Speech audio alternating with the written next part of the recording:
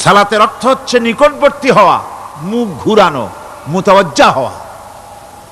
ওই যে হযরত ইব্রাহিম আলাইহিস সালাম বলেছিলেন, ইন্নী ওয়াজ্জাহতু ওয়াজহিয়া লিল্লাযী ফাতারাস সামাওয়াতি ওয়াল আরদ। জানেন আপনারা? পড়েন, ইন্নী ওয়াজ্জাহতু ওয়াজহিয়া লিল্লাযী ফাতারাস সামাওয়াতি ওয়াল আরদা হানিফা ওয়া মা আনা মিনাল মুশরিকিন। নিশ্চয় আমার মুখ ঘুরায় দিলাম কার দিকে? যিনি আকাশ এবং জমিনের স্রষ্টা, সব কিছুর মালিক যিনি, তার দিকে আমি মুতাওয়াজ্জা হলাম। নামাজের অর্থই হচ্ছে মুতাওয়াজ্জা হওয়া, মুখ ঘুরিয়ে দেওয়া, চেহারা ঘুরিয়ে দেওয়া। আর নামাজের আরেক অর্থ হচ্ছে নিকটবর্তী থেকে আরো নিকটবর্তী হওয়া। আল্লাহ রাব্বুল আলামিন বলেন, নিকটবর্তী হতে হলে ওয়াসজুদ ওয়াকতারিব, সেজদা দাও আর সেজদার মাধ্যমে আমার নিকটবর্তী হয়ে যাও। সেজদা দিলেই আল্লাহর নিকটবর্তী হওয়া যায়। কোন সুবহানাল্লাহ। সাহাবী, আল্লাহ নবীর সাহাবী প্রশ্ন করেছেন, নবীজি, বান্দা কখন আল্লাহর নিকটবর্তী হয়ে যায়? নবীজি বলেছেন, বান্দা যখন সেজদা দেয় তখন আল্লাহর বান্দার মাঝে কোনো হিজাব থাকে না, একদম আল্লাহ পাকের নিকটবর্তী হয়ে যায় বান্দা যখন সেজদায় পড়ে যায়। সুতরাং নামাজ হচ্ছে নিকটবর্তী হওয়া, সালাত এটা হচ্ছে নিকটবর্তী হওয়া। নামাজ ফরজ হওয়ার কারণ হচ্ছে এই যে মানুষ আল্লাহর বান্দা বা গোলাম হিসেবে সৃষ্টি হয়েছে, তাই একমুখী হয়ে এর বন্দিগি করা এটা হচ্ছে তার স্বাভাবিক একটা প্রকৃতি। আল্লাহ রাব্বুল আলামিন এই প্রকৃতির দাবি মিটাবার জন্যই নামাজের ব্যবস্থা করেছেন। মানুষের ফিতরত, মানুষের নেচার, মানুষের ফিতরত হচ্ছে এই যে কারো না কারো কাছে মাথা নত করা, হাত জোড় করা, মাথা নত করা, সার্বভৌমত্বের মালিক কাউকে মনে করা। হাত জোড় করতে হলে, মাথা নত করতে হলে, সার্বভৌমত্বের মালিক হিসেবে কাউকে গ্রহণ করতে হলে আল্লাহর বিকল্প কেউ আছে নাকি? ইসলামের মূল দাওয়াতটা হলো ফিতরাত অনুযায়ী দাওয়াত দেওয়া হয়েছে, মানুষ যেন মাথা নত করে, গোলামি করে। এজন্য আল্লাহ রাব্বুল আলামিন বলেছেন যে আমি মানুষ এবং জিনকে সৃষ্টি করেছি, তার কারণটাই হলো মা খালাকতুল জিন্না ওয়াল ইনসা ইল্লা লিয়াবুদুন। মানুষ আর জিন জাতিকে সৃষ্টি করা হয়েছে ইবাদতের জন্য, গোলামির জন্য। ইবাদত আর গোলামি এটাই করতে হবে, গোলামি করতে হবে, দাসত্ব করতে হবে। আর এই দাসত্ব, আল্লাহর আনুগত্যই গোলামির দাওয়াত দিয়েছেন দুনিয়ার সব নবীরা। কোন নবী বলেন নাই যে আমার গোলামি করো। কেউ বলেছেন? বলেন জোরে, কেউ বলেছেন? আল্লাহ পাক বলেন, ওয়ালাকাদ বা'আসনা ফি কুল্লি উম্মাতির রাসূলা আন ইবুদুল্লাহা ওয়াজতানিবুত তাগুত। প্রত্যেক জাতির জন্য আমি রাসূল প্রেরণ করেছি, তারা মানুষকে দাওয়াত দিয়েছেন এই কথা বলে যে এক আল্লাহর গোলামি করো, তিনি ছাড়া কোনো ইলাহ নাই, আইনদাতা নাই, বিধানদাতা নাই, তার গোলামি, তার সামনে মাথা নত করে দাও। নামাজ হচ্ছে তাওহীদের অবশ্যম্ভাবী এক বহির্প্রকাশ। তাওহীদের জন্য তাওহীদবাদী মানুষ যারা, তাদেরকে নামাজ আদায় করতেই হবে। আকীদা বিশ্বাসের দিক থেকে তাওহীদ যদি হয় পুরা দ্বীনের মূল উৎস, তাহলে আমলের দিক থেকে নামাজ হচ্ছে পুরা দ্বীনের মূল ভিত্তি। নামাজ হচ্ছে আমলের মূল ভিত্তি, এর বাস্তবায়ন ছাড়া দ্বীন পূর্ণ হয় না। নামাজ মুমিনের কেবলমাত্র একটি উত্তম আমলই নয়, বরং নামাজ হচ্ছে ঈমানের মূল ভিত্তি। যার কাছে নামাজ নাই তার কাছে কিছুই নাই। রাসূল করিম সাল্লাল্লাহু আলাইহি ওয়াসাল্লাম বলেছেন, যে নামাজ যে ব্যক্তি পড়ে না, আল্লাহ পাকের সাথে তার কোনো সম্পর্ক বাকি থাকে না। সুতরাং এই নামাজটা হচ্ছে এই যে একমাত্র একাগ্র চিত্তে আদবের সাথে আল্লাহর সামনে রুজু হয়ে যাওয়া। কোরআনে কারীম বলছি, মুনিবিনা ইলাইহি ওয়াত্তাকুহু ওয়াকিমুস সালাতা ওয়া লা তাকুনু মিনাল মুশরিকিন। তোমরা আল্লাহর দিকে রুজু হয়ে যাও এবং তাকে ভয় করে অন্যায় কাজ থেকে বিরত থাকো, আর নামাজ কায়েম করো, মুশরিকদের অন্তর্ভুক্ত হয়ে যেও না। নামাজ কায়েম করা, নামাজের আদেশ কোরআনে কারীমের মধ্যে আল্লাহ পাক বহু জায়গায় করেছেন। ঈমানের পর নামাজই হচ্ছে সবচেয়ে বড় জরুরি। একজন মানুষ ঈমান আনলো, যেমন কালকে একজন ঈমান এনেছে, ঈমান আনার সাথে সাথে তার প্রথম কাজ কি বলুন? বলেন, প্রথম কাজ কি? ফজরের নামাজের আগে একজন ইসলাম কবুল করলেন, তার প্রথম দায়িত্ব নামাজকে আদায় করে দেওয়া, ফজরের নামাজ পড়া। জোহরের আগেই কেউ ঈমান আনলো, তার প্রথম দায়িত্ব জোহরের নামাজ আদায় করা। আসরের নামাজের আগে ঈমান এনেছে, তার প্রথম দায়িত্ব হলো আসরের নামাজ আদায় করা। তার মানে হলো ঈমান আনার পর একজন ঈমানদারের প্রথম দায়িত্ব হচ্ছে নামাজ। গুরুত্বপূর্ণ বিষয়, খুব ভালো করে শুনতে হবে, ইয়াদ রাখতে হবে প্রত্যেকটি মুসলমানের।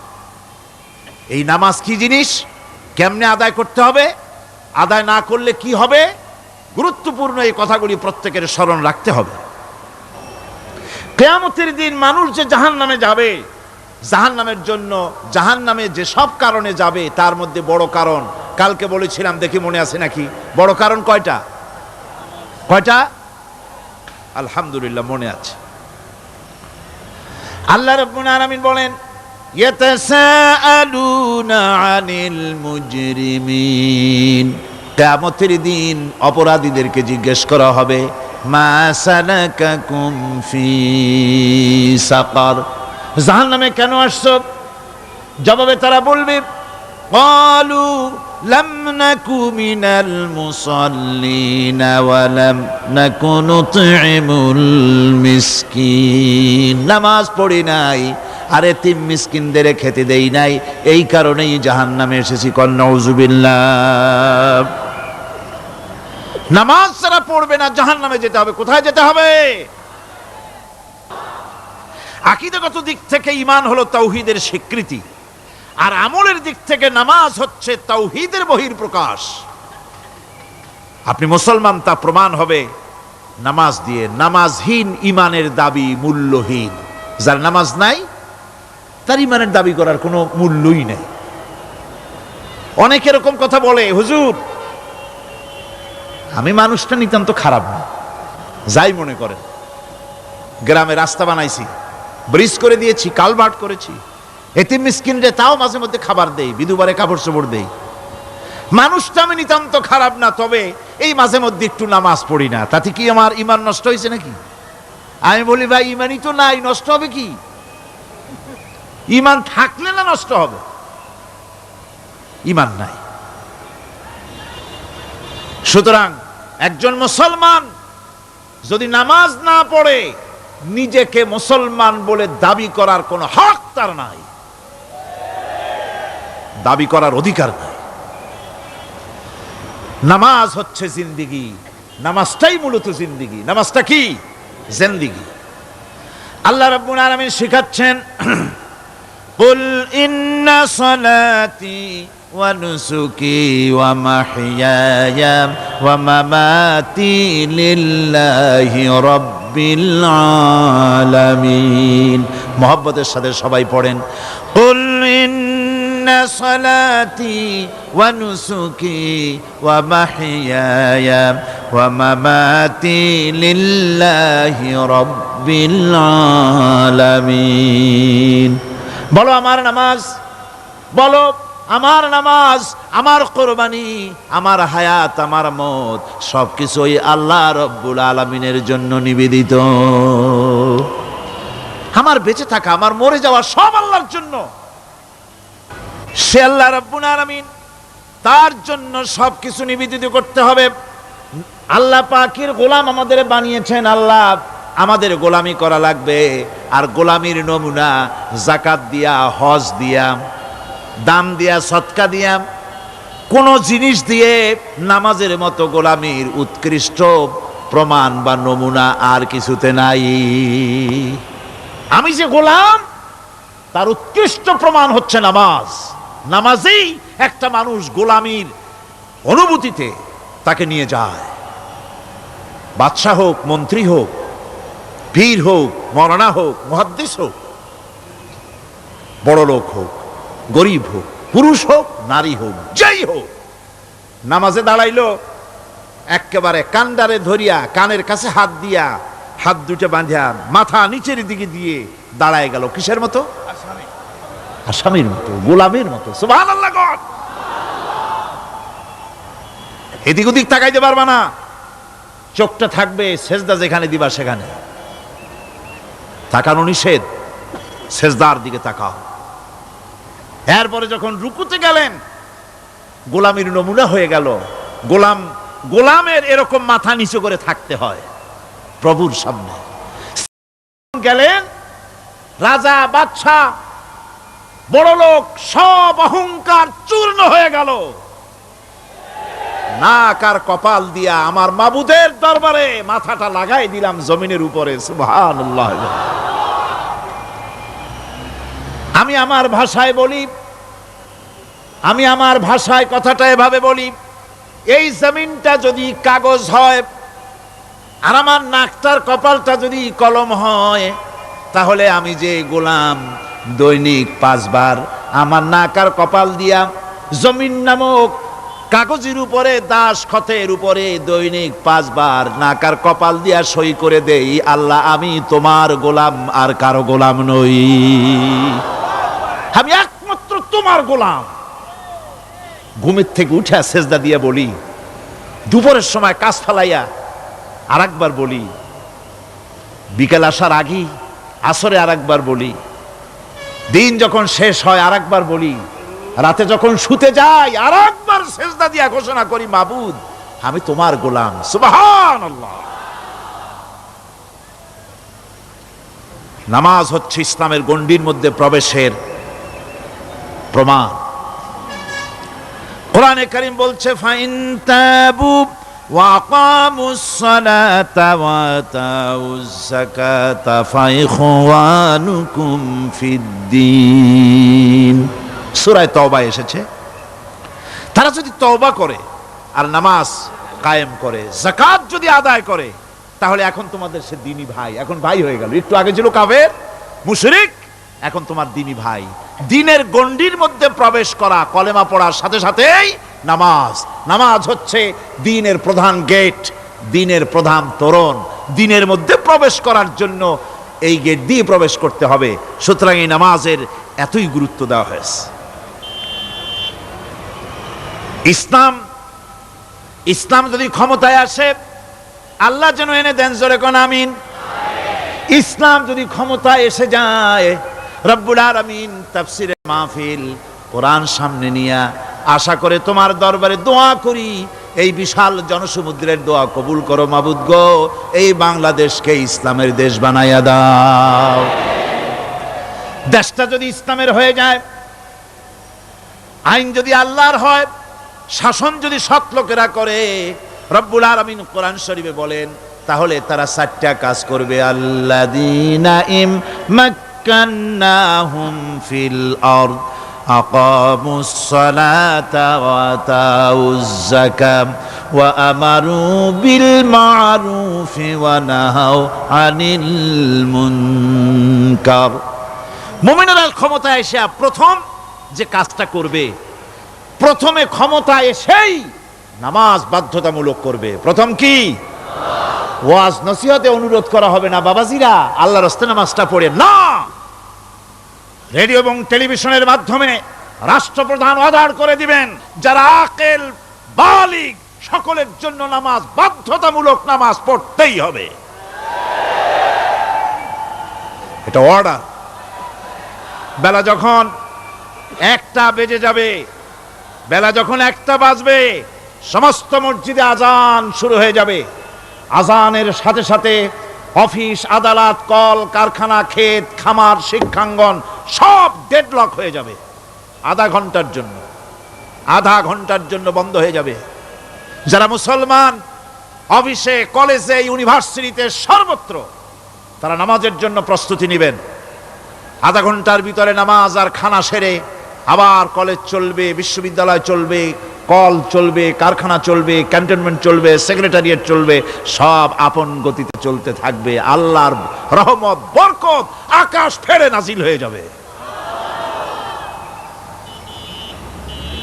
আর এই অর্ডার যে দেওয়া হবে, নামাজ পড়বেন সেখানে। থানায় যখন আজান হবে, থানায় আজান হয়ে গেছে, থানার স্টাফ, পুলিশ যারা আছে জামাতে খাড়া হয়ে যাবে, ইমামতি করবেন ওসি সাহেব। এসপির অফিসে এসপি সাহেব ইমামতি করবেন, ডিসি সাহেব তার অফিসে ইমামতি করবেন, মন্ত্রী সেক্রেটারিয়েট ইমামতি করবেন, প্রেসিডেন্ট বঙ্গভবন ইমামতি করবেন, বিশ্ববিদ্যালয়ের ভাইস চ্যান্সেলরের ইমামতিতে সে জায়গার মুসলমান ছাত্র ছাত্রী, শিক্ষক শিক্ষয়িত্রী এক জামাতে নামাজ আদায় করবে। এই যদি হয় চিত্র দেশের, অপরাধ থাকবে? থানায় ওসি সাহেব নিজেই যদি জামাতের ইমামতি করেন, এইভাবে নামাজ আদায় করেন পুলিশদের নিয়ে জামাতে, ঘুষ আর খাবে তারা? এসপি সাহেবের অফিসে, ডিসি সাহেবের অফিসে মন্ত্রীরা যদি এভাবে নামাজ কায়েম করে, তাহলে কি অন্যায় অপরাধ কিছু থাকবে সমাজে? থাকবে না। সুতরাং নামাজ বাধ্যতামূলক করে দেওয়া হবে। নামাজ বাধ্যতামূলক, সকলকে নামাজ পড়তে হবে। নামাজ হচ্ছে অপকর্মের প্রতিবন্ধক। নামাজ পড়লে অন্যায় কাজ থেকে বাঁচার পথ। অন্যায় থেকে বাঁচাই কিসে? নামাজ। আল্লাহ রাব্বুল আলামিন বলেন, উতলু মা উহিয়া ইলাইকা মিনাল কিতাবি ওয়া কিমিস সালাম ইন্নাস সালাতা তানহা আনিল ফাহশাই ওয়াল মুনকার। হে নবী, এই কিতাব তেলাওয়াত করো, যা তোমার প্রতি অবতীর্ণ করা হয়েছে, এই কিতাব তেলাওয়াত করো আর নামাজকে প্রতিষ্ঠা করো। নিঃসন্দেহে নামাজ মানুষকে পাপাচার থেকে বাঁচায়া দেয়। অশ্লীলতা, পাপাচার থেকে মানুষকে বাঁচায় কে? জোরে চিল্লায় কোন কে? নামাজ। এই নামাজ মানুষকে অন্যায় কাজ থেকে বাঁচায় দেয়। নামাজ যে মানুষকে অন্যায় কাজ থেকে বাঁচায়, কেমনে বাঁচায়? আমরা যে নামাজ পড়ি, এই নামাজে তো আমাদেরকে অন্যায় কাজ থেকে বাঁচাইতে পারে না। নামাজি বহুত মানুষ আছে অন্যায় করে, করে কিনা কোন? না করে না? করে। নামাজি অথচ অন্যায় করে। আর আল্লাহ বলছেন নামাজিকে, নামাজ তাকে অশ্লীলতা থেকে ফিরায়। তাহলে কথা কারটা ঠিক? আল্লাহরটা। জোরে বলেন, কারটা ঠিক? অবশ্যই আমার আল্লাহর কথা হক। আমি ভুল করতেছি, আমি যেন কোথাও ভুল করতেছি, সামথিং ইজ রং, কোথাও যেন আমরা ভুল করে বসতেছি, সেই ভুলটা কি আমরা আবিষ্কার করতে চেষ্টা করবো ইনশাআল্লাহ। প্রথম যে কথাটা সেটা হচ্ছে এই যে আমরা যা নামাজে পড়ি আমরা তা বুঝি না। কথা ঠিক কিনা? আমি যদি এখন প্রশ্ন করি সামি আল্লাহু লিমান হামিদা অর্থ কি কোন, ফার্স্ট ডিভিশনে কয়েকটা লেটার নিয়ে ফেল করবেন এরকম লোক আছেন না নাই? সুবহান রাব্বিয়াল আলা অর্থ কি জানি না, সুবহান রাব্বিয়াল আযীমের অর্থ কি জানি না, দোয়া কুনুত অর্থ কি জানি না, তাশাহুদ অর্থ কি জানি না, সূরা ফাতিহার অর্থ কি জানি না। এমন কি উজুর মধ্যে কয়টা ফরজ তাও অনেকের জানা নাই। কথা কি বেশি বললাম না ঠিক বলছি? একজনে জিজ্ঞেস করলো, মিয়া উজুতে কয় ফরজ? কয় হুজুর কি মনে করেন যে বুঝি জানি না? এটা তো সাধারণ ব্যাপার, বলেন না কয় ফরজ? কয় উজুতে তো 17 ফরজ। কি কি? কয় হাত ধোয়া, পাও ধোয়া, মুখ ধোয়া, নাক ধোয়া, চোখ ধোয়া, জিহ্বা ধোয়া, মাথা ধোয়া। বলতে বলতে গুনে দেখা গেল প্রায় 19টার মতো বলছে। বলা হলো, মিয়া বললেন আপনি উজুতে ফরজ 17টা, কইলেন আপনি 19টা। কয় হুজুর জানি আরো, বলি না আপনাদের ভয়তে। উজু জানে না, নামাজ জানে না, তাকে এই নামাজ কেমনে ফিরাবে অন্যায় কাজ থেকে? কথা বুঝতে পেরেছেন? নামাজে আল্লাহু আকবার বললাম, এরপরে সানা পড়লাম, তারপরে সূরা ফাতিহা পড়লাম। সূরা ফাতিহার ভিতরে যে সমস্ত কথাগুলি বললাম সেই কথাগুলি বুঝি না, কি বলেছি তাও জানি না। এরপরে সুবহান রাব্বিয়াল আলা বলেছি, সুবহান রাব্বিয়াল আযীম বলেছি, সামি আল্লাহু লিমান হামিদা বলেছি, অর্থ কি জানি না। আল্লাহ তা শুনতে পান, যে ব্যক্তি আল্লাহর প্রশংসা করেন তিনি তা শুনতে পান। নামাজের মধ্যে আইডিয়া দেওয়া হচ্ছে, তুমি যে আল্লাহর জন্য নামাজ পড়তেছো, প্রশংসা করতেছো, এটা এমন নয় যে আল্লাহ পাক দেখছেন না বা শুনতেছেন না। তুমি যা বলতেছো, প্রশংসা করতেছো, আল্লাহ পাক তা শুনতে পাচ্ছেন। সামি আল্লাহু লিমান হামিদা। সুবহান রাব্বিয়াল আলা, আমি মহান সর্বশ্রেষ্ঠ আল্লাহ রাব্বুল আলামিনের পবিত্রতা ঘোষণা করছি, আমি তার প্রশংসা করছি। সূরা ফাতিহার কি আমরা বলি আপনারা ব্যাখ্যা দেখে বুঝে নিয়েন, সেগুলি আমি এখানে বলে বাকি কথা সব শেষ করতে পারবো না। নামাজে কি পড়েন সেটা যদি জানতেন, অবশ্যই আল্লাহ রাব্বুল আলামিনের কথা কার্যকরী হয়ে যেত। ইন্নাস সালাতা তানহা আনিল ফাহশাই ওয়াল মুনকার, নামাজ মানুষকে পাপের কাজ, অশ্লীলতা থেকে ফিরাতে পারে। আল্লাহ ইন্না বসায়ছেন, নিশ্চয়ই, বেশক, অবশ্যই নামাজ পাপ থেকে ফিরাবে। কিন্তু কেমনে ফিরাবে নামাজ তো বুঝি না, নামাজ তো বুঝি না। খালি সেজদা দেয় জনমের মতো, আর সেজদা কি? নামাজে যদি দেখে ইমাম দেরি করতেছে, আত্তাহিয়াত পড়তে দেরি হয়ে যাচ্ছে, পিছন থেকে সিগন্যাল মারে, ঠিক কিনা? বেয়াদব, বেয়াদব। তোমার নামাজ, তোমার আত্তাহিয়াত আগে শেষ হয়েছে, তাতে কি হয়েছে? চুপ করে বসে থাকো। ইমামকে কাশি দিয়া সতর্ক করার অধিকার তোমার নাই। যদি ইমামকে সতর্ক করার জন্য কাশি দিয়ে থাকো, তোমার নামাজ ফাসেদ হয়ে যাবে। এটা ফাজলামি করার জায়গা না, এটা নামাজ। এর নাম কি? ধীরে সুস্থে নামাজ পড়তে হবে। অনেকে মসজিদটারে মনে করে জেলখানা, ঢুকতে যত দেরি, বেরোতে পারলে যেন বাসে যান ছটফট করে। সিনেমার মধ্যে গিয়ে ঘন্টার পর ঘন্টা বসে থাকে, খারাপ লাগে না? মসজিদে কেরাত যদি একটু লম্বা পড়ে, পিছনে বসে খালি কি যে করে মনে মনে বলতে থাকে যে ইমাম এমন কাঁচা ছাড়া ছাড়ি না। আর গান যখন শোনে শুনতেই থাকে, কত মজা, ঘুম আসে না। নাউযুবিল্লাহ। সুতরাং নামাজে কি পড়েন সেটা আপনাকে বুঝতে হবে। সঠিকভাবে নামাজ পড়ার পরও যদি কোনো মানুষের সঠিকভাবে, ভালো করে শোনেন, সঠিকভাবে নামাজ পড়ার পরেও যদি কোনো মানুষ পাপের থেকে না ফেরে, তাহলে বুঝতে হবে একথা, পানি আর সাবান দিয়া কাপড় ধুলে কাপড়ের ময়লা যাবে, কিন্তু পানি আর সাবান দিয়া কয়লা জনমের মতো ধুইলেও কয়লার ময়লা যাবে না। কথা বুঝে আসছে? এর থেকে আর উত্তম দৃষ্টান্ত আমার কাছে নাই। নামাজ পড়ার পরেও যদি চরিত্র ভালো না হয়, বুঝতে হবে নামাজ হচ্ছে না, কাঙ্ক্ষিত মানের নামাজ আদায় হচ্ছে না। আল্লাহর নবী বলেছেন, যার নামাজ পাপ কাজ হতে ফিরাতে পারলো না, তার নামাজ নামাজি নয়। আবার শুনুন, রাসূল বলছেন, যার নামাজ তাকে পাপের কাজ থেকে ফিরাতে পারলো না, তার নামাজ নামাজ নয়। ওইটা নামাজ হয় নাই, যার জন্য তার পাপ থেকে তারে ফিরাইতে পারছে না। আর কিয়ামতের দিন বেনামাজিরা সবচাইতে বেশি অপমানিত হবে। সবচাইতে বেশি অপমানিত হবে কারা? বেনামাজিরা। কিভাবে? ইয়াউমা ইউকশাফু আন সাকিন ওয়া ইউদআউনা ইলাস সুজুদি ফালা ইস্তাতিউন। সেদিন কঠিন সময়, আল্লাহ রাব্বুল আলামিন লোকদেরকে সিজদা করার জন্য বলবেন, কিন্তু যারা বেনামাজি ছিল দুনিয়ায়, তারা সিজদা দিতে পারবে না। বলেন নাউযুবিল্লাহ। অবস্থাটা কি হবে? খাশিআতান আবসারুহুম তারহাকুহুম যিল্লাহ, তাদের দৃষ্টি নিচু হবে, লাঞ্ছনা এবং অপমান তাদের উপরে চেপে বসবে, সেজদা দিতে পারবে না। আল্লাহ আমাদেরকে ক্ষমা করুন।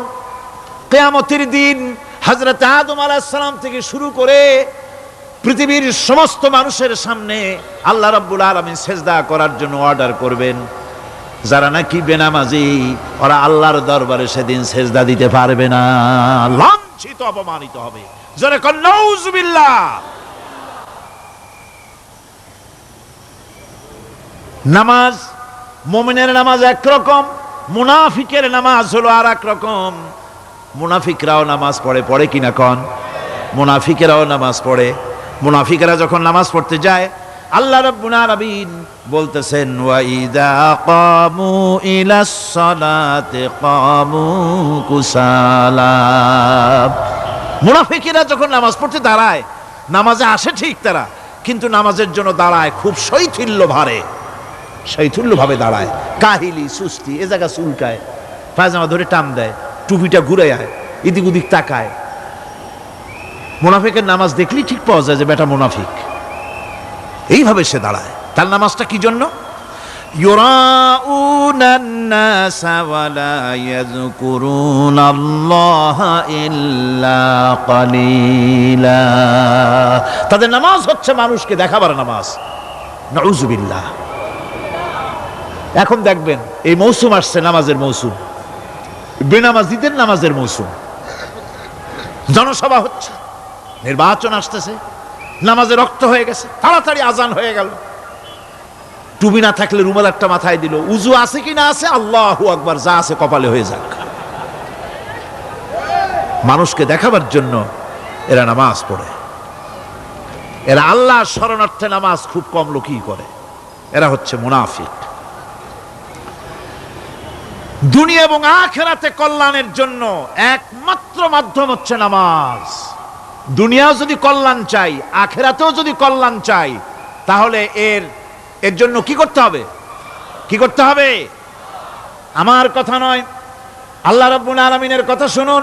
রব্বুল আলামিন বলেন ক্বাদ আফলাহাল মুমিনুন আল্লাযীনা হুম ফি সালাতিহিম খাশিউন ওয়াল্লাযীনা হুম লিয-যাকাতি ফাঈলুন ওয়াল্লাযীনা হুম লিফুরুজিহিম হাফিজুন।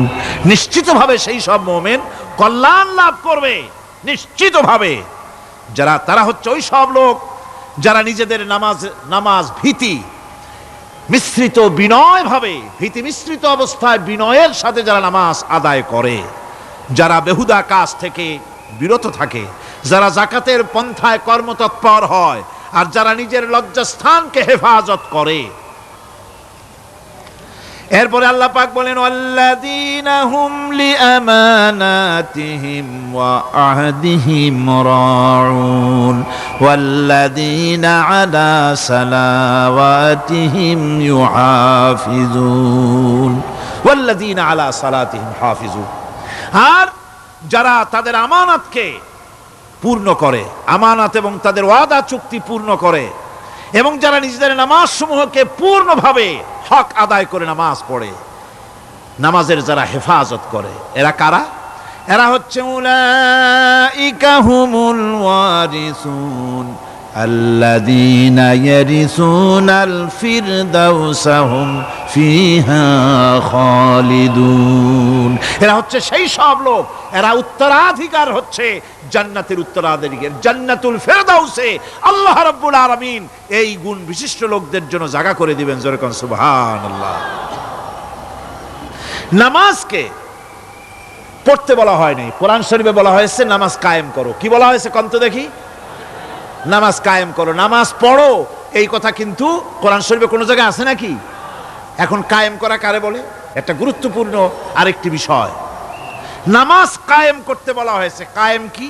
কায়েমটা হচ্ছে দৃষ্টান্ত স্বরূপ বলা যায় যে জিনিসটা সমাজে প্রতিষ্ঠিত আছে ওইটারে বলে কায়েম হওয়া, আর যেটা প্রতিষ্ঠিত নাই ওটা কায়েম নাই।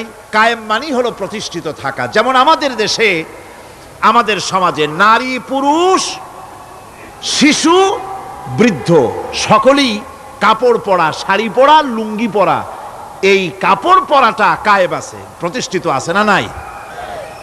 যার কারণে কাপড় পরা সমাজে কায়েম আছে বলে উলঙ্গ মানুষ সমাজে খুঁজে পাওয়া যায় না, পাগল ছাড়া। ঠিক কিনা? একটা বাচ্চাকেও যদি উলঙ্গ হতে বলেন এখানে, 5 বছর 6 বছরের একটা বাচ্চাকেও, সে কিন্তু রাজি হবে না। ঠিক কিনা? যেহেতু কাপড় পরা সমাজে প্রতিষ্ঠিত আছে, সেহেতু উলঙ্গ মানুষ পাওয়া যায় না, কাপড় পরাটাই এখানে প্রতিষ্ঠিত। সুতরাং এখন অবস্থাটা এই হয়েছে, কাপড় পরা প্রতিষ্ঠিত আছে বলে কোন উলঙ্গ মানুষ এসে যদি এই মঞ্চে দাঁড়ায় আর বলে আমাকে একটু বক্তৃতা করতে দেন, আপনারা কি করবেন? মঞ্চে তো উঠতেই দিবেন না। উলঙ্গ মানুষ যদি কোনো চাকরি নিতে যায় ইন্টারভিউতে, তাকে লাইনে দাঁড়াইতে দেবে? দেবে না। এমনকি উলঙ্গ হয়ে যদি বাড়িতে প্রবেশ করে, তার বউও দূর দূর করে তাড়ায় দেবে। ঠিক কিনা? যেহেতু সমাজের ভিতরে কাপড় প্রতিষ্ঠিত আছে, সেই জন্য এই উলঙ্গ মানুষ পাওয়া যায় না। অনুরূপভাবে নামাজ যদি প্রতিষ্ঠিত হতো সমাজের ভিতরে, তাহলে বেনামাজি খুঁজে পাওয়া যেত না। চাকরি করতে গেলে সেখানে নামাজ মানদণ্ড হয়ে যেত, নামাজ পড়ে কিনা তা দেখে নেওয়া হতো। বেনামাজি লোক পাওয়াই যেত না যদি প্রতিষ্ঠিত থাকতো। প্রথম প্রশ্নই হতো তুমি নামাজ পড়ো কিনা। ইলেকশনে যদি একজন উলঙ্গ মানুষ এসে দাঁড়ায়, ভাইরা এবার আমার বোতল মার্কা বাক্স, উলঙ্গ মানুষ এসে ভোটে দাঁড়াইছে, আপনারা ভোট দিবেন? দিবেন। ওইটা কাপড় প্রতিষ্ঠিত আছে বলে, লুঙ্গি প্রতিষ্ঠিত সমাজে আছে বলে উলঙ্গ মানুষকে আপনি ভোট দিবেন না। নামাজ যদি প্রতিষ্ঠিত থাকতো সমাজে, বেনামাজি মানুষ যদি এসে মঞ্চে দাঁড়ায়া যতই বলতো আমি ক্ষমতায় গেলে এই করব সেই করব, নামাজ প্রতিষ্ঠিত থাকলে পরে এই বেনামাজিরে কেউ ভোট দিত না।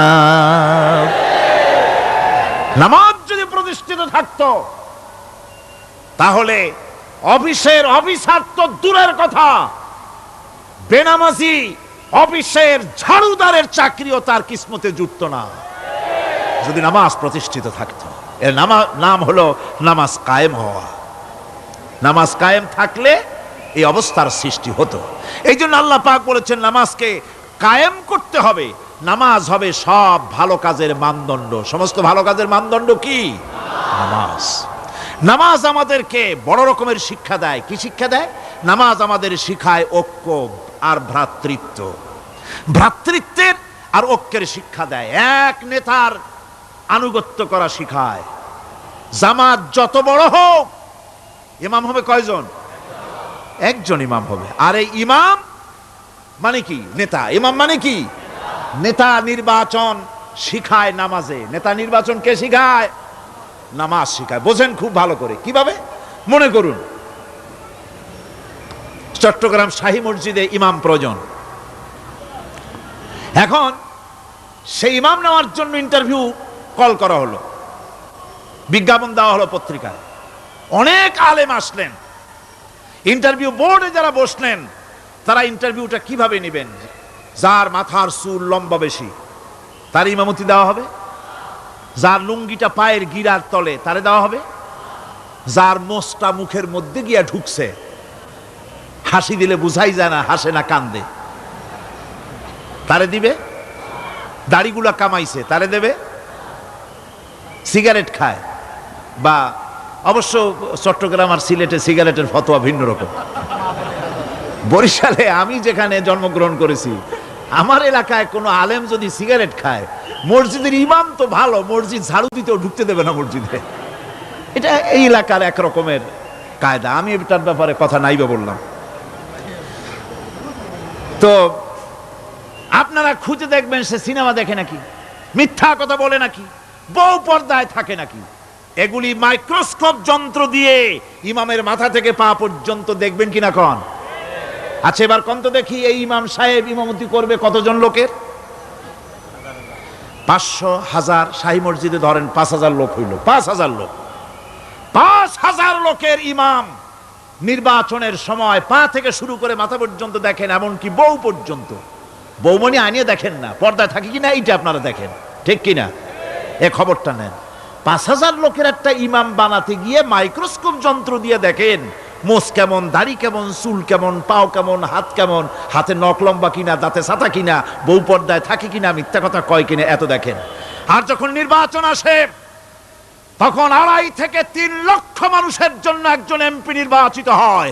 সেই ইমামকে বাছাই করার জন্য নামাজ পড়ে কিনা, জিনাকার কিনা, মদখোর কিনা, সুদখোর কিনা, ঘুষখোর কিনা, বদমাশ কিনা বাছাই করা হয় না।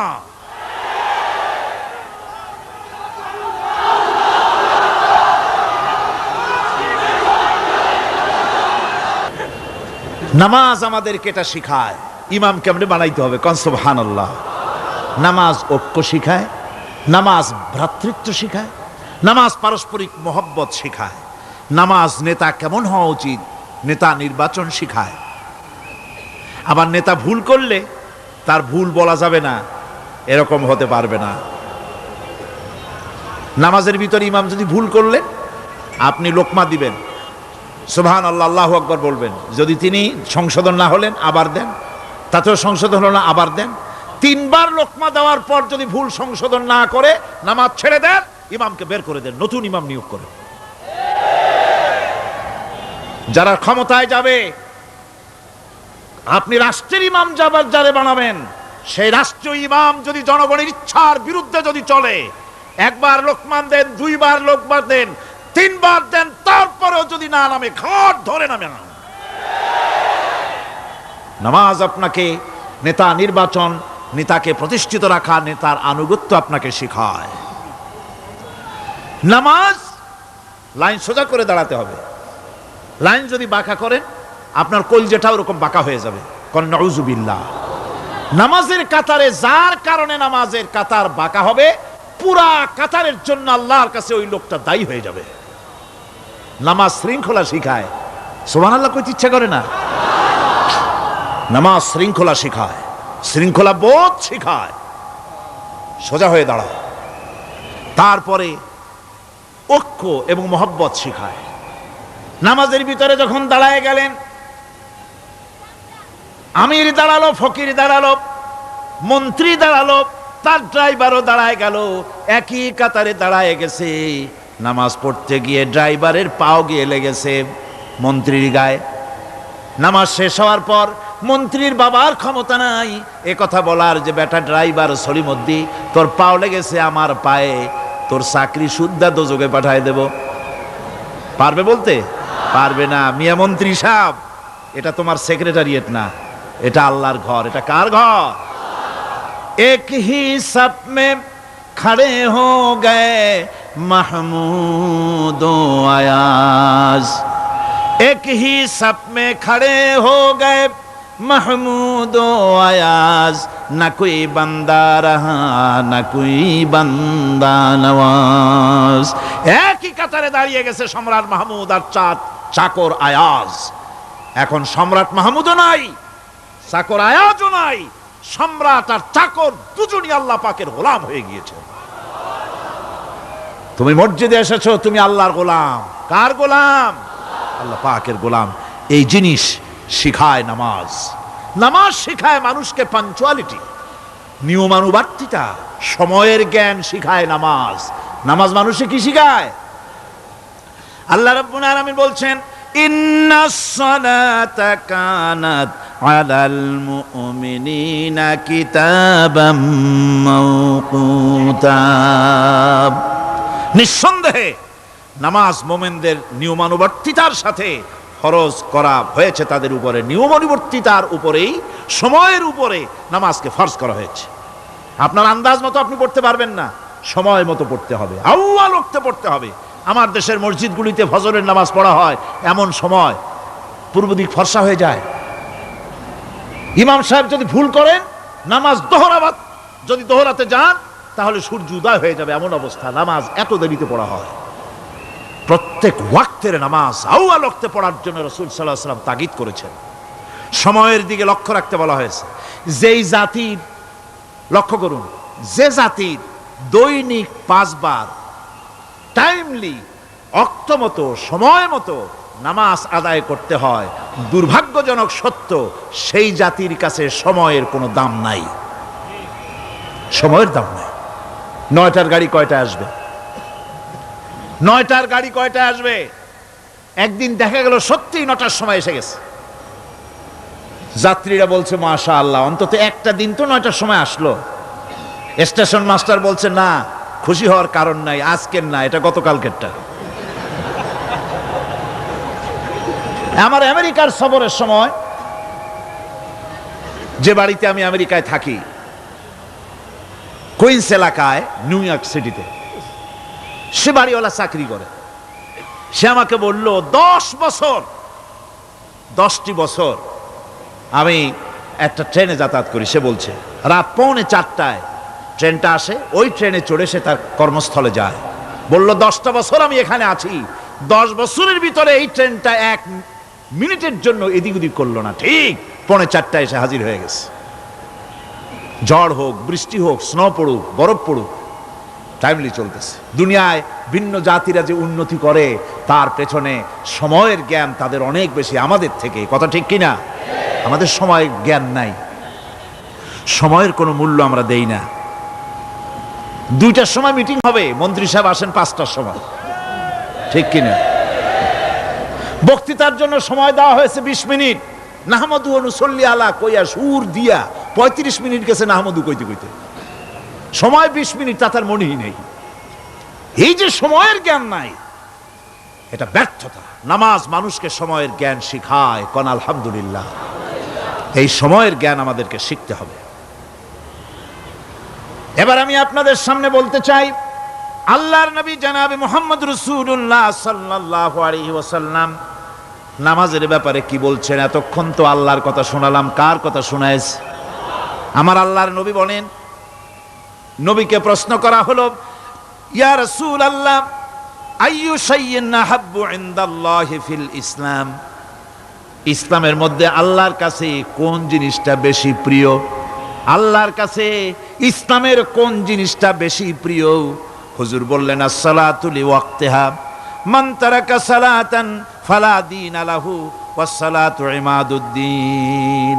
আল্লাহর কাছে সবচাইতে বেশি প্রিয় হচ্ছে নামাজ। সবচাইতে প্রিয় কি? নামাজ। ওয়াক্তমতো নামাজ আদায় করা আল্লাহ পাকের বেশি প্রিয়। আর এই নামাজ হচ্ছে দ্বীনের খুঁটি। এটা দ্বীনের কি? খুঁটি। এই যে খুঁটিগুলো আছে, খুঁটিগুলো ফালাই দিলে তারপর আপনার এই প্যান্ডেল থাকবে? থাকবে না। বিল্ডিং এর পিলার ভেঙে দেন, বিল্ডিং টিকবে? ঘরের খুঁটিগুলি উড়ায় ফেলেন, ঘর টিকবে? টিকবে না। দ্বীনের খুঁটি হচ্ছে নামাজ। লা দীনা লিমান লা সালাতা লাহু, যার কাছে দ্বীন নাই, যার কাছে নামাজ নাই, তার কাছে কি নাই? দ্বীন নাই, ঈমান নাই। আল্লাহর নবী বলেছেন, ওয়ান জাবিরিন রাদিয়াল্লাহু তাআলা আনহু قال قال رسول الله صلى الله عليه وسلم بين العبد وبين الكفر ترك الصلاة। আল্লাহ পাকের নবী বলেন, আল্লাহর বান্দার মুমিন, আল্লাহর বান্দার কাফের, দুইজনের মধ্যে পার্থক্য হলো, যে ব্যক্তি নামাজ পড়ে সে আল্লাহর গোলাম, যে নামাজ পড়ে না সে কাফের হয়ে গেল। যে নামাজ পড়লো না সে কাফের হয়ে গেল।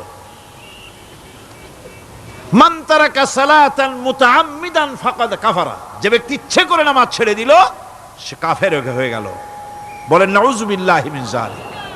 এই জন্য নামাজ আদায় করা বাধ্যতামূলক প্রত্যেকটি মুসলমানের জন্য।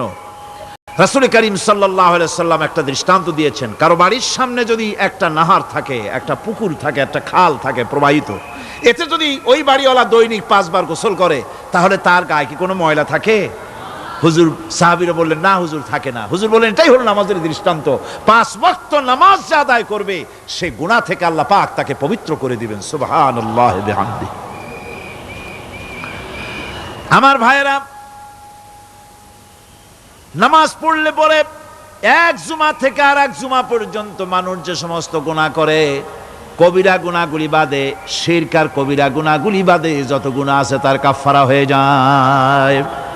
নামাজ যে সঠিকভাবে আদায় করবে, এই নামাজটা একটা কঠিন কাজ। নামাজটা কি কাজ? কে বলতেছেন এ কথা? আল্লাহ পাক। ওয়া ইন্নাহা লাকাবীরাতুন ইল্লা আলাল খাশিঈন। নামাজ একটা ভারী জিনিস, একটা কঠিন জিনিস। কাদের জন্য কঠিন নয়? যারা নাকি আল্লাহ পাককে ভয় করে। আল্লাযীনা ইয়াযুন্নুনা আন্নাহুম মুলাকু রাব্বিহিম ওয়া আন্নাহুম ইলাইহি রাজিউন। যারা নাকি একথা মনের ভিতরে ধারণা করে যে আল্লাহ রাব্বুল আলামিনের দরবারে আমার হাজির হওয়া লাগবে, মোলাকাত করা লাগবে, এই চিন্তা যারা করে তাদের জন্য নামাজ মোটেই কষ্টকর নয়, নামাজ মোটেই তাদের জন্য অসহনীয় নয়, বোঝা নয়, ভার নয়। তারা নামাজ আদায় ঠিকই করবে। এই জন্যে বিবি বাল বাচ্চা সকলকে নামাজের জন্য তাগিদ করতে হবে। যত ভাই এখানে এসেছেন নিজেরা পড়বেন, বিবি বাল বাচ্চাকে তাকিদ করবেন। আল্লাহ পাক বলছেন ওয়ানজির আশিরাতাকাল আকরাবিন, তোমার নিকটবর্তী যারা আছে তাদেরকে তুমি আল্লাহর ভয় দেখাও। নামাজের জন্য তাদেরকে বলো আল্লাহর ভয় তাদের অন্তঃকরণের মধ্যে সৃষ্টি করে দাও। আর এই নামাজ পড়তে হবে জামাতের সাথে। নামাজ পড়তে হবে কিসের সাথে? জামাতের সাথে। রাসূল করিম সাল্লাল্লাহু আলাইহি ওয়াসাল্লাম বলছেন, হুজুরের কাছে, আল্লাহর নবীর কাছে হযরতে আবু হুরায়রা রাদিয়াল্লাহু তাআলা আনহু হাদিসটি বর্ণনা করেছেন। হুজুরের কাছে একজন অন্ধ লোক এলো। সেই অন্ধ লোক এসে বললেন, হুজুর আমি তো চোখে দেখি না, জামাতের যে গুরুত্বের কথা আপনি বললেন, আমাকে কি রুখসত দেওয়া যায় নাকি? আমি অনেক সময় সাথী সঙ্গী পাই না, আমাকে কি রুখসত দেওয়া যায় নাকি? হুজুর বললেন, হ্যাঁ তোমাকে রুখসত দেওয়া গেল। অন্ধ যখন হেঁটে যাচ্ছিলেন নবীজি তাকে আবার ডাকলেন, ডেকে জিজ্ঞেস করলেন, অন্ধ নামাজের মসজিদের আজান কি তোমার কানে যায়? বলে হ্যাঁ আমি আজান শুনি। হুজুর বললেন, আজানের জবাব দিবা, মসজিদে এসে জামাতে নামাজ পড়বা।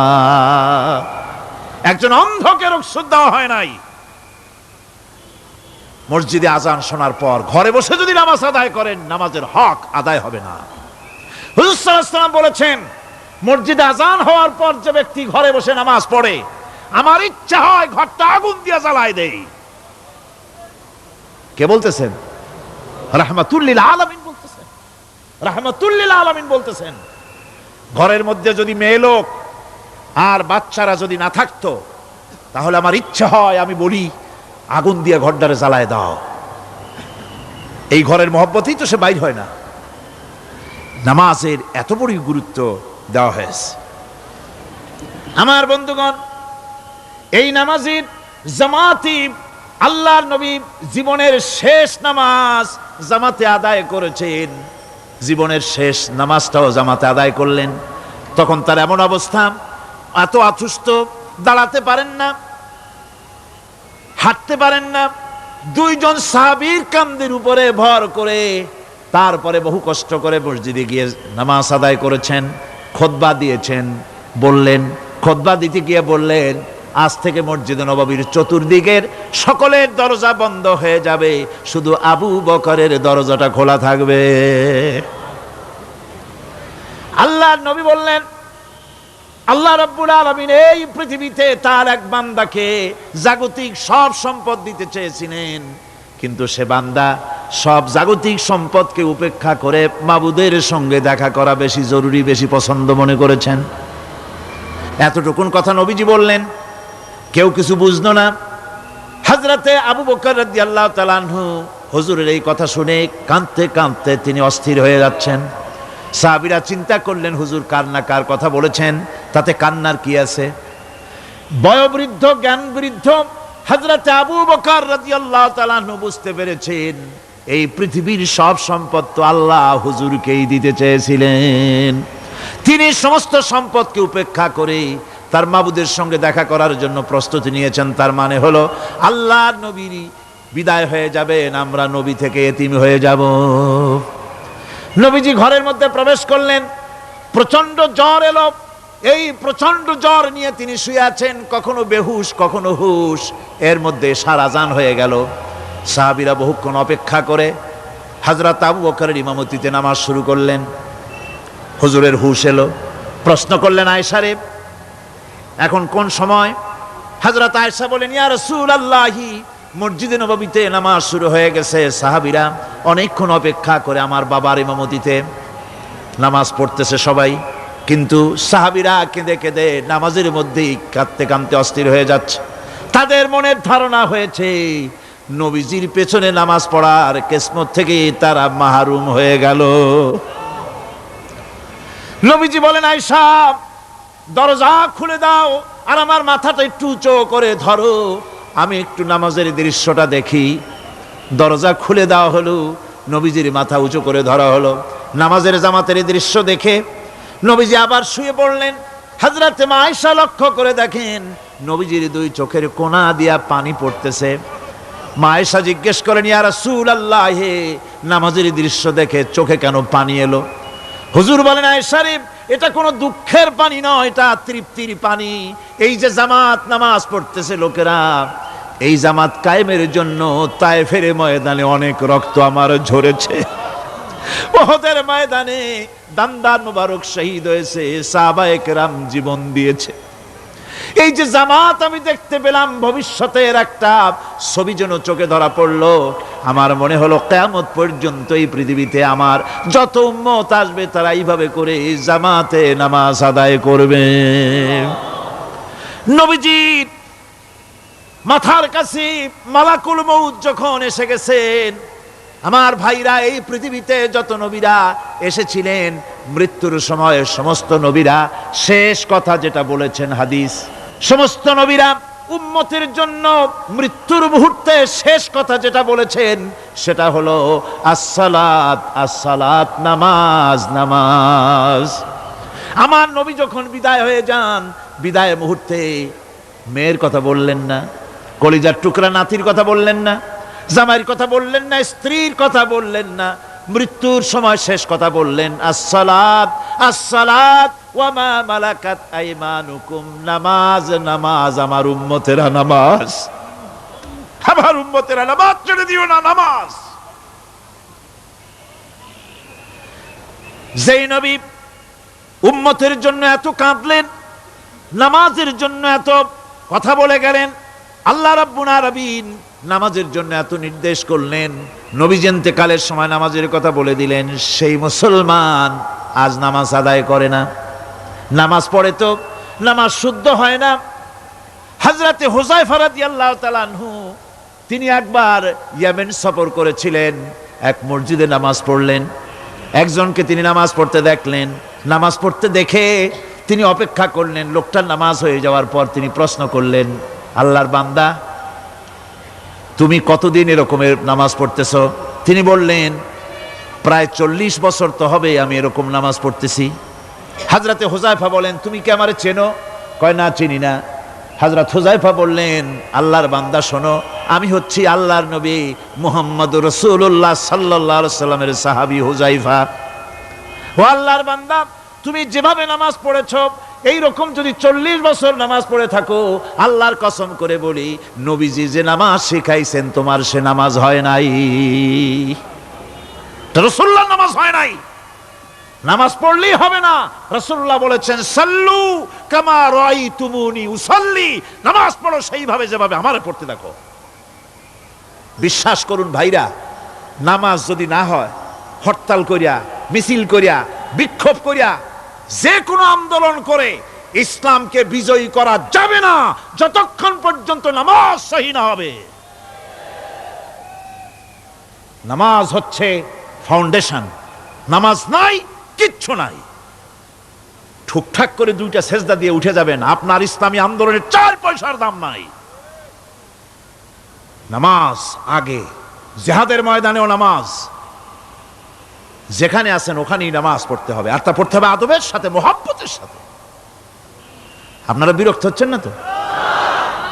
হাদিস শরীফ থেকে শোনাচ্ছি, আল্লাহর নবী এক জিহাদ থেকে ফিরে এসেছেন, রাত কাটাচ্ছেন, শিবির তাবু গেড়েছেন, কয়েকজনকে পাহারার দায়িত্ব দিলেন রাতের বেলায় পাহারা দিতে, বাই রুটেশন, 2 জন ঘুমাবে, 2 জন পাহারা দেবে। 2 জনের ভাগ্যে পাহারা পড়লো রাত 12টার পরে, পাহারা দিতেছেন। 2 জনের একজন বলল, 2 জন জেগে না থেকে আমরা একজন ঘুমাই, একজন পাহারা দেই, কোনো অসুবিধা হলে আমার উঠায় দিও। বলে ঠিক আছে। একজন ঘুমায় গেল, একজন পাহারা দিতেছে।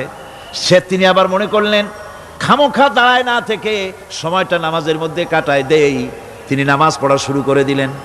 দুশমন এসে গেছে। দুশমন দূরে দেখতেছে, একটা গাছের মতো দেখা যায়, অন্ধকারে মানুষ না গাছ বোঝার জন্য তীর নিক্ষেপ করলো। তীরটা এসে তার বাম হাতের ভিতরে বাহুতে ঢুকে গেল। নামাজ ছাড়লেন না। এরপরে দুশমন আর একটা তীর মারলো, সেই তীরটার ডান বাহুতে লেগে গেল। সাহাবী তাড়াতাড়ি রুকুতে গিয়ে নামাজ আদায় করলেন। আর ওই দুশমন বুঝতে পারলো যেটা মানুষ। দুশমন দৌড় দিল। নামাজ শেষ করে সাথীকে উঠালেন। সাথী উঠে দেখে দুই দিকে দুই তীর বসানো। ভাই, তোমার গায়ে তীর কেন? বললেন, আপনি যখন ঘুমায় গেলেন আমি ভাবলাম খামোখা দাঁড়ায় থেকে সময় নষ্ট না করে সময়টা নামাজের মধ্যে কাটাই। নামাজ পড়তেছিলাম, তীর আসতো বাম দিকে, কিন্তু নামাজে এত মজা পাচ্ছিলাম তেলাওয়াতে, তীর ঢুকেছে আমি খেয়াল করি নাই। আবার আর একটা তীর ঢুকেছে আমি খেয়াল করি নাই।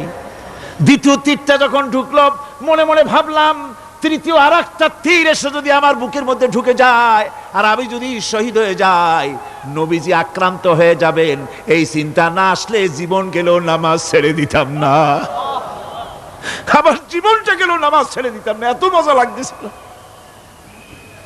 নামাজ, নামাজ, এই নামাজ হচ্ছে মুসলমানদের সবচেয়ে বড় জিনিস। নামাজ হয় না, নামাজ যত পড়া হয় অধিকাংশ নামাজ হয় না। নামাজের ভিতরে তাদিল আর কাম, তাদিল করা ওয়াজিব। যতক্ষণ দাঁড়িয়ে থাকবেন, রুকুতে থাকবেন, যতক্ষণ দাঁড়ায় থাকবেন ততক্ষণ অন্তত এক তাসবিহ পরিমাণ তো বটেই। যদি তা না হয়, রুকুত থেকে দাঁড়ালেন, সেজদায় চলে গেলেন, ওয়াজিব তরক হলো। সো সেজদা দিলেন না, নামাজ ফাসেদ হয়ে গেল, নষ্ট হয়ে গেল নামাজ। এটা পাগলামি না। নামাজ সহিভাবে আদায় করতে হবে। নামাজ থেকে দাঁড়াবেন, রুকুত থেকে দাঁড়ায় গেলেন, বলবেন রব্বানা লাকাল হামদ। কোন রব্বানা লাকাল হামদ হামদান কাসীরান তাইয়িবান মুবারাকান ফিহি। একজন সাহাবী এই দোয়াটা পড়ছিলেন। নামাজ শেষ করে আল্লাহর নবী প্রশ্ন করলেন, নামাজের ভিতরে অতিরিক্ত এই কথাগুলি কে বলেছো? সাহাবী ভয় পেয়ে গেলেন। ভয় ভয় তিনি বললেন, হুজুর আমি বলেছি। হুজুর বললেন, তুমি জানো না আমি নবী, তুমি নবী না, আমি যা দেখি তুমি দেখতে পাও না। তুমি যখন এই দোয়াটা পড়তেছিলে আমি লক্ষ্য করেছিলাম আল্লাহর রহমতের ফেরেশতারা প্রতিযোগিতা করতেছিল তোমার আমল নামায় কে কত বেশি নেকি লিখবে। রুকুতে দাঁড়ায়া এটা পড়বেন, সেজদায় চলে যাবেন, দুই সেজদার মাঝখানে ততক্ষণ বসে থাকবেন যতক্ষণ একটা সেজদার ভিতরে ছিলেন। পড়বেন আল্লাহুম্মা গফিরলি ওয়ারহামনি ওয়াহদিনি ওয়াফিনি ওয়ারজুকনি। নামাজের মধ্যে দোয়া করতেছেন, আল্লাহ আমারে ক্ষমা করে দাও। এসব দোয়া সব হুজুরের। আমাকে ক্ষমা করো, আমাকে হেদায়েত দাও, আমাকে সুস্থ করো, আমাকে রহম করো, আমাকে রিজেক দাও। কও সুবহানাল্লাহ। নামাজের ভিতরে দোয়া কবুলের সময়, নামাজের সেজদার ভিতরে দোয়া কবুল হয়। এইভাবে করে রাসূল করিম সাল্লাল্লাহু আলাইহি ওয়াসাল্লামের নামাজটা কেমন হাক্কানি উলামাদের কাছ থেকে জেনে নেবেন। যেহেতু হুজুর বলেছেন সাল্লু কামা রাআইতুমুনি উসাল্লি, নামাজ পড়ো সেইভাবে যেভাবে আমাকে পড়তে দেখো। নামাজের ভিতরে একাগ্রতা লাগবে, ভালোবাসা লাগবে, ভয় লাগবে, মুহাব্বত লাগবে। পরিপূর্ণ সময় নিয়ে শান্তিপূর্ণভাবে নামাজ পড়তে হবে। আর যত তাড়াহুড়া সব হচ্ছে নামাজের মধ্যে, ঠিক কিনা ভাইরা? রাসূল করিম সাল্লাল্লাহু আলাইহি ওয়াসাল্লামের যে নামাজ, হুজুর যেভাবে নামাজ পড়েছেন হাদিসে যা পাওয়া যায়, হাদিসে বুখারীতে সব আছে, দেখে নেবেন, সেইভাবে নামাজটা আদায় করে নেবেন। কিয়ামতের দিন আল্লাহ রাব্বুল আলামিন সর্বপ্রথম বান্দাকে প্রশ্ন করবেন কি? বুখারী শরীফে এসেছে, আন আবি হুরায়রা রাদিয়াল্লাহু তাআলা قال سمعت رسول الله صلى الله عليه وسلم يقول إنما يحاسب به العبد يوم القيامة من عمله صلاته। বুখারী শরীফের হাদিস। আল্লাহ রাব্বুল আলামিনের নবী বলেন, হযরত আবু হুরায়রা হাদিস খানা বর্ণনা করেছেন, তিনি বলেন যে আমি রাসূলের মুখে শুনেছি কিয়ামতের দিন আল্লাহ রাব্বুল আলামিন সর্বপ্রথম তার বান্দার কাছে প্রশ্ন করবেন, বান্দা নামাজ আদায় করেছিলি কিনা? নামাজ সর্বপ্রথম প্রশ্ন। যেরকম সর্বপ্রথম প্রশ্নটা কি? নামাজ। এই নামাজ আপনার বাচ্চাদেরকে যখন 7 বছর বয়স হবে নামাজের হুকুম করবেন। 10 বছরে নামাজ না পড়লে প্রহার করতে বলা হয়েছে। নামাজের জন্য কড়াকড়ি করতে হবে। পুরুষ নারী মেয়েদের মাসের ভিতরে কখনো কখনো তাদের যে সমস্ত মাসলা মাসাইল আছে সেই অনুযায়ী কখনো তাদের ক্ষমা আছে, বাকি তাদের নামাজ পড়তে হবে। আর পুরুষের জন্য পাগল হয়ে যাওয়া, বেহুশ হয়ে যাওয়া ছাড়া নামাজ মাপ নাই, নামাজ পড়তেই হবে। এই যে নামাজ না হলে ঈমান থাকবে না, ঈমান নষ্ট হবে, কিয়ামতে জাহান্নামে যাওয়া লাগবে, এসব কথা শোনার পর আজকের তাফসীরুল কোরআন মাহফিলে আমরা কি ওয়াদা করতে পারি যে আমরা মালাকুল মউত যতক্ষণ পর্যন্ত আমাদের মাথার কাছে না আসবে নামাজ ছেড়ে দেব না? এই ওয়াদা কি করতে পারি? দুই হাত উঁচু করুন, বলেন ইয়া আল্লাহ, আমি তোমার নামে শপথ করছি, যতদিন মালাকুল মউত আমার মাথার কাছে না আসতেছে ততদিন পর্যন্ত ফরজ নামাজ, ফরজ রোজা ছেড়ে দেব না। ইয়া আল্লাহ, মৃত্যু পর্যন্ত আমার এই ওয়াদা পালনের তৌফিক আমাকে দান করো, আমিন। আল্লাহ পাক আমাদের এই ওয়াদা মঞ্জুর করুন, জোরে কোন আমিন। আলোচনার শেষ পর্যায়ে এখন আমরা মুনাজাতের দিকে যাব। দাঁড়ানো ভাইয়েরা সবাই বসেন, মুনাজাতের শরীক হন। আল্লাহ রাব্বুল আলামিন নামাজের জন্য আমাদেরকে দোয়া শিখাই দিয়েছেন, কোন সুবহানাল্লাহ। কে শিখাইছেন দোয়া? আল্লাহ পাক দোয়া শিখালেন, রব্বি জাআলনি মুকিমাস সালাতি ওয়া মিন যুররিয়াতি রব্বানা ওয়া তাকাব্বাল দুআ। আয় আল্লাহ, আমারে আমার বিবি বাল বাচ্চারে নামাজের উপরে প্রতিষ্ঠিত করো। আল্লাহ, তুমি দয়া করে দোয়া কবুল করো, জোরে কোন আমিন। এ দোয়া আপনারাও করবেন, আমিন, আল্লাহুম্মা আমিন। রব্বানা যালামনা আনফুসানা ওয়া ইন লাম তাগফির লানা ওয়া তারহামনা লানাকুনান্না মিনাল খাসিরিন। রব্বানা লা তুযিগ কুলুবানা বা'দা ইয হাদাইতানা ওয়া হাব লানা মিন লাদুনকা রাহমাতান ইন্নাকা আনতাল ওয়াহ্হাব। سبحان ربك رب العزة عما يصفون وسلام على المرسلين الحمد لله رب العالمين وجعل آخر كلمتنا عند الموت لا إله إلا الله محمد رسول